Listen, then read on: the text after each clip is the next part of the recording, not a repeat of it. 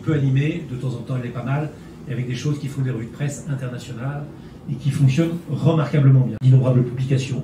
Sur les 130 000 qui sont là, il y a un taux de conversion en diffusion numérique qui est absolument incroyable. C'est un événement auquel on veut dire qu'on a participé, auquel on est heureux d'avoir participé, auquel il y a une certaine chaleur de participation, et c'est ça qui est important.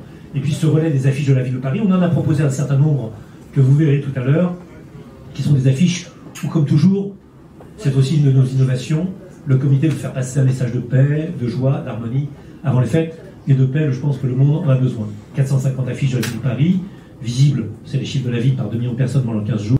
Donc dimanche 1er décembre, tout à l'heure je vous avais dit qu'on bougeait et que je vous dirais une surprise.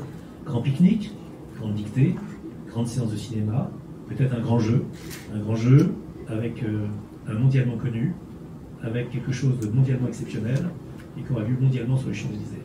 Donc ne pas oublier ce moment-là. 3, 2, 1, 0.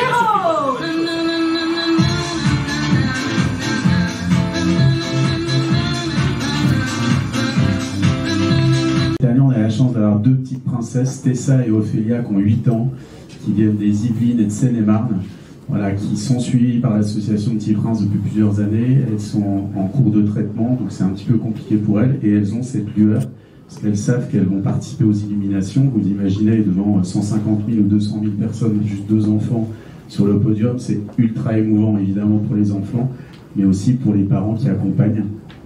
Pour vous dire une petite anecdote, la maman d'Ophélia nous confiait qu'en fait, sa petite ne connaît Paris qu'à travers les rendez-vous médicaux.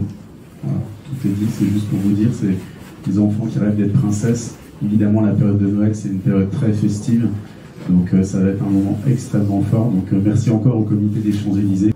Et on a dit aujourd'hui un scintillement différent. C'est-à-dire qu'on a fait un sondage, on sait que vous n'aimez pas obligatoirement champagne seul. On sait que vous aimez les éclairs, mais que les éclairs ne vous permettent pas tout le temps d'être pris en photo. Et donc, on a mélangé champagne et éclairs. Je regarde Blacher, je vois une inquiétude. Donc, pas d'inquiétude, on arrivera à tenir ça. Vous le ferez? Oui, je m'engage. Oui, bravo. On l'applaudit. Voilà. Donc, vous avez là le rythme qui fera qu'il y ait les flashs, le blanc chaud, les flashs, le blanc chaud seront là. Et vous voyez ce que l'on vous propose. C'est important que le scintillement soit à chaque fois différent, puisque probablement, l'année prochaine, nous pourrions avoir même de nouvelles illuminations avec la firme Blacher que l'on adore par ailleurs. C'est vrai qu'on adore Blacher. C'est très agréable de travailler avec Blacher, il faut le dire. Je crois que peu à peu, on ne pouvait pas faire autrement que d'y arriver, parce qu'il a changé les Champs-Élysées, il a changé l'année, il a changé Paris, il a changé la France, il a changé les Jeux.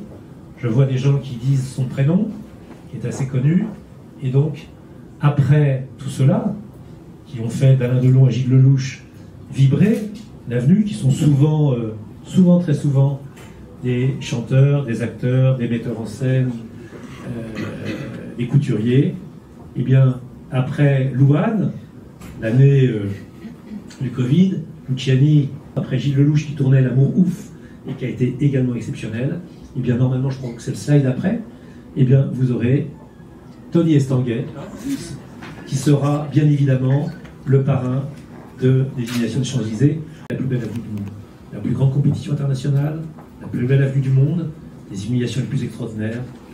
Des parrains extraordinaires, c'est les petits princes, les enfants qui sont malades malheureusement, mais qui viennent parce que c'est leur rêve d'illuminer les Champs-Élysées. Et puis un spectacle tout autour. On a décidé que ça ne pouvait pas être simplement 30 secondes. Il y a Santa qui va venir, la chanteuse d'Eiffen, dont on espère qu'elle va faire la même prestation que celle qu'elle a fait au début et à la fin plus exactement des Paralympiques, extraordinaire quand elle chantait Johnny Hallyday. Il y aura une banda folle qui vient des Landes, qui vient de Bayonne, qui est extraordinaire. Ils sont 70, ils mettent le feu partout, la fête, ils vont déambuler, venir sur la scène. Et puis il y aura un set également de DJ, Marie Neuilly qui sera là. Santa, Marie Neuilly, la bande à Léon, véritablement faire un spectacle, une joie, pas quelque chose qui soit fugace, mais que ce soit un grand moment de rassemblement, de joie sur les Champs-Élysées.